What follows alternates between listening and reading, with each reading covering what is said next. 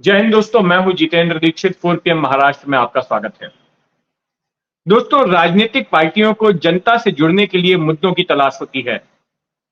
विपक्षी पार्टियां ऐसे मुद्दों की तलाश करती हैं जिससे कि सत्ताधारी पार्टी को घेरा जाए, उसकी नाकामियों को गिनाया जाए और लोगों को बताया जाए कि किस तरह से सरकार लोगों का हित साधने में असफल हुई है।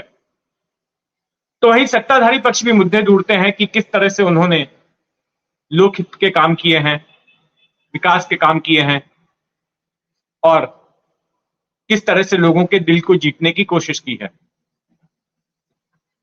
अगर महाराष्ट्र की बात करें तो महाराष्ट्र में भी मुद्दों का खेल जारी है और जो विपक्षी गठबंधन है महाविकास आघाड़ी का, उसकी ओर से भी कुछ मुद्दे उठाए गए सरकार को घेरने के लिए।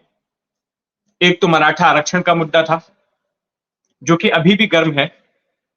जिस तरह से मनोज जरंगे पाटिल, जो कि मराठा आंदोलनकारी हैं, जिन्होंने कि 2 बार अनशन किया सरकारी नौकरियों में मराठाओं को आरक्षण देने के लिए और साथ में शिक्षा में आरक्षण देने के लिए, तो उस दौरान जो हिंसा हुई उसको लेकर विपक्षी पार्टियों ने, महाविकास आघाड़ी ने, उद्धव ठाकरे वाली शिवसेना, शरद पवार वाली एनसीपी और कांग्रेस ने सत्ताधारी गठबंधन को जमकर घेरा। सत्ताधारी गठबंधन का नाम है महायुति, जिसमें कि एकनाथ शिंदे मुख्यमंत्री हैं, दूसरी पार्टी बीजेपी है और तीसरी पार्टी है अजीत पवार वाली एनसीपी, जो कि बीते साल ही मूल पार्टी से बगावत करके शामिल हुए हैं सरकार में। तो मराठा आरक्षण के मुद्दे को लेकर घेरा गया। फिर ये मुद्दे भी उठाए गए विपक्ष की ओर से कि किस तरह से सरकारी एजेंसियों का बेजा इस्तेमाल हो रहा है, उनका दुरुपयोग हो रहा है राजनीतिक प्रतिद्वंदियों को ठिकाने लगाने के लिए, उनको फंसाने के लिए। और फिर किसानों की बदहाली का मुद्दा। एक तो राज्य के एक बड़े इलाके में सूखा है, जहां पर इस बार ठीक से बारिश नहीं हुई और कई इलाकों में बेमौसम बारिश की मार पड़ी, किसानों की हालत खराब है। तो इस मुद्दे को लेकर भी विपक्ष सरकार को आड़े हाथों ले रहा है कि जिस तरह की सहायता सरकार की तरफ से मिलनी चाहिए किसानों को, वैसी नहीं मिल रही है और कई परेशान किसान गरीबी के चलते, आर्थिक मार न झेल पाने की वजह से आत्महत्या भी कर रहे हैं। अब एक और ताजा मुद्दा विपक्ष के हाथ में लगा है, वो है ट्रक ड्राइवरों की हड़ताल का। और ये सिर्फ अकेले महाराष्ट्र का मुद्दा नहीं है। हमने देखा कि इस साल की शुरुआत में किस तरह से ट्रक ड्राइवर हड़ताल पर उतर आए और उनके विरोध का कारण है कि जो नए कानून आ रहे हैं उनमें से एक कानून, जो कि उन्हें लगता है कि ज्यादती है, जो गलत है। दोस्तों, जो अंग्रेजकालीन कानून थे तमाम, वो अब सब बदल जाएंगे इस साल।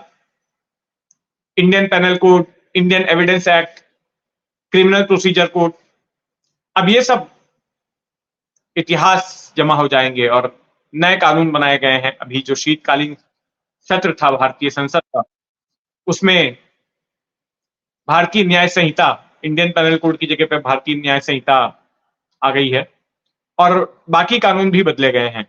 और इसी 25 दिसंबर को राष्ट्रपति द्रौपदी मुर्मू ने इन पर अपने हस्ताक्षर भी कर दिए। तो अब जल्द ही इन कानूनों पर अमल होना है। तो इनमें जो भारतीय न्याय संहिता की धारा 106(2) है, उसको लेकर विवाद हो गया है और देश भर के जो ट्रांसपोर्ट्स के यूनियन हैं, वो इसको लेकर सड़क पर उतर आई।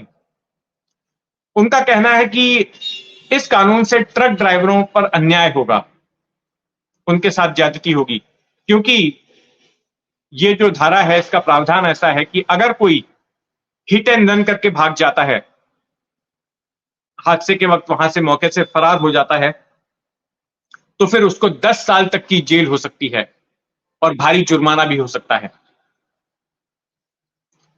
अब ट्रांसपोर्ट यूनियंस का यह कहना है कि यह बड़ी ज्यादती है, क्योंकि आमतौर पर होता यह है कि जब भी कोई दुर्घटना होती है तो वहां जो भीड़ इकट्ठा हो जाती है, वो पहले तो ड्राइवर को बाहर निकालकर उसकी पिटाई करती है।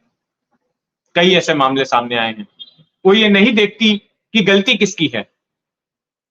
हमेशा जब भी किसी बड़ी गाड़ी या छोटी गाड़ी में टक्कर होती है, ऐसा कोई हादसा होता है, तो हमेशा जो हैवी व्हीकल्स है, बड़ी गाड़ी वालों के खिलाफ ही मामला दर्ज किया जाता है, उनके ड्राइवरों को ही पकड़ के जेल में डाला जाता है।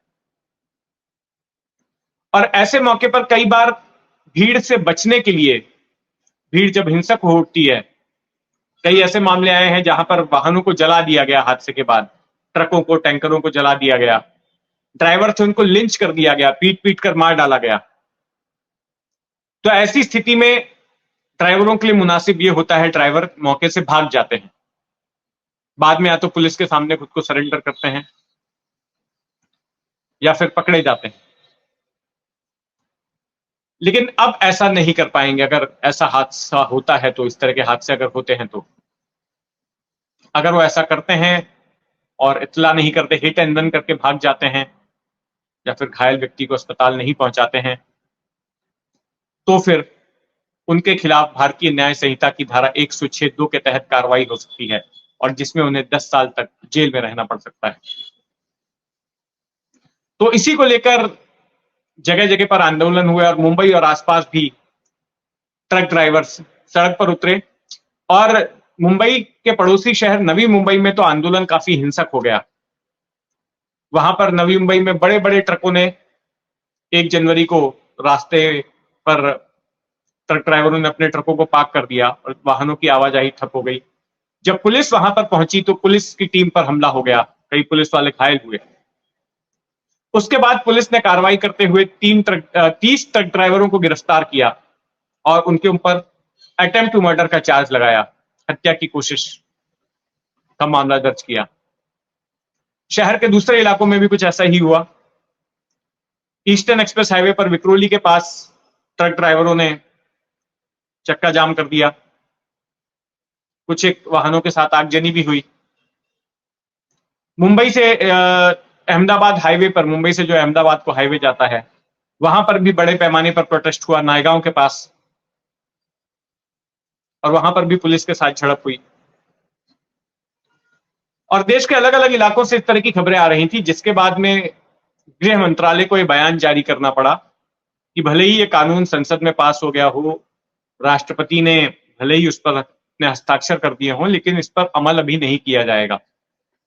इस पर ट्रांसपोर्टरों से बातचीत के बाद ही अमल करेंगे।